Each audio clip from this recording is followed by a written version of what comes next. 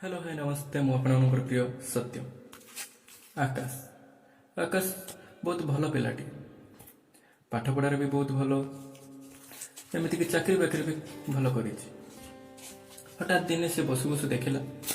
ता सांगसाथी मैंने भी बहुत फोन ले कथा होती भी गोटे गोटे गर्लफ्रेंड अच्छी तो यह देखी आकाश भी भाविला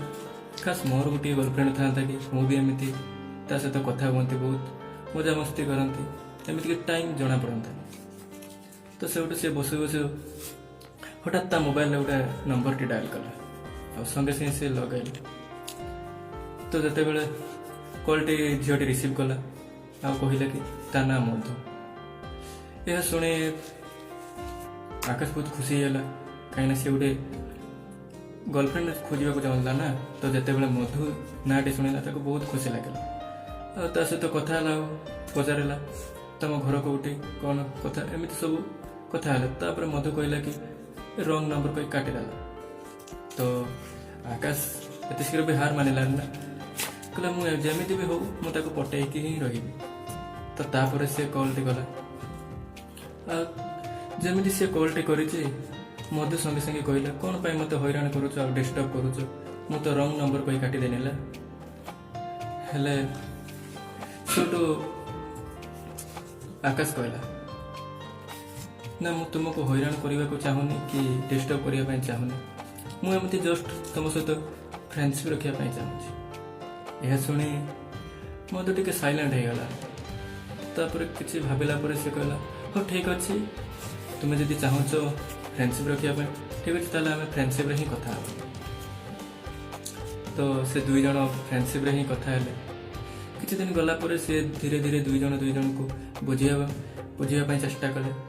तो एमती बुझु बुझु से दुई जन भीतर गोटे फ्रेंडशिप रिलेसन संपर्क गढ़ी उठला तो से दुई जन स्थिर कले कि दुई जन को देखिए तो एमती तापर दिन से गोटे पार्क को आसी था देखा कले से बहुत सारा कथबार्ता हेले दुई जन बहुत एंजॉय कले तो तापर से घर को गले एमती भी कथबार्ता होता किसी दिन गला पर मधुर घर लोक धीरे धीरे जाना पाइले कि सी आकाश बोली गोटे पिलाटी सहित कथा तो घर लोक प्रथम गाड़ी गुलज कले तू कौन पाई ता सहित कथबार्ता करुचु सी किए तक एमती दुनिया आड़े पचारे हेले ये प्रथम कर भल पाई ना तो खोली पारि ना तो किसी दिन से एमती भी कहार कथा शुणी नाला आकाश सहित कथा होता तो पुणी थोड़े जिते घर लोक जानिले कि सी कथा हो मधु मना कला सत्ते तो सेठू मधु घर लोक तार मोबाइल नचेदेले ता सहित कथबार्ता करने देले नहीं तो किसी दिन जाए मधु आकाश सहित कथबार्ता कर पाइला नहीं तापर हठात दिने मधु ता सांग घर को आसी था सांग घर कॉल टी कर आकाश पाख आकाश उठेला ता सहित कथा तो एमती से लुचि लुचि कथा होता दिने आकाश दिने मधु दिने कॉल कला आकाश को कहला कि तुमर मोर संपर्क विषय घर लोक समस्त जानीगले घर लोक ठीक कर मोर बाहर करने तो आकाश सेठू कहला ठीक अच्छे तुम तो मत भल पाच मुझे तुमको भल पाऊँगी तुम घर लोक बुझाओ कह मु आकाश को ही मैरेज करी एक मधु जा घर बुझेला घर लोक कहीं भी विश्वास कले कि राजी है मधु को एक कहले कि यदि तू ता सहित कथा हो कि ता सहित पलि जावाक चाहूँ ताल आम मला मुँह देख आम जे ठीक करवा तू से ही बाहर तो यह शुणिला बहुत कांदिला ताको किसी भी भल लगे नहीं कौन कर कौन कहीं सी आकाश भी कथा जिते बड़े फिर घर लोक टेंशन शुणिला कि घर लोक कहते जदि तुम कथा राजी न हुए सी आत्महत्या क्या देख प्रेम को देख ना फैमिली की देख कि जब किसी समय भाविला से डिसीजन ना कि घर लोक कथार से संगे संगे आसला पुणी तो सांग मोबाइल कॉल कर सब विषय आकाश को जन ତ ଆକାଶ ସେଠୁ କହିଲା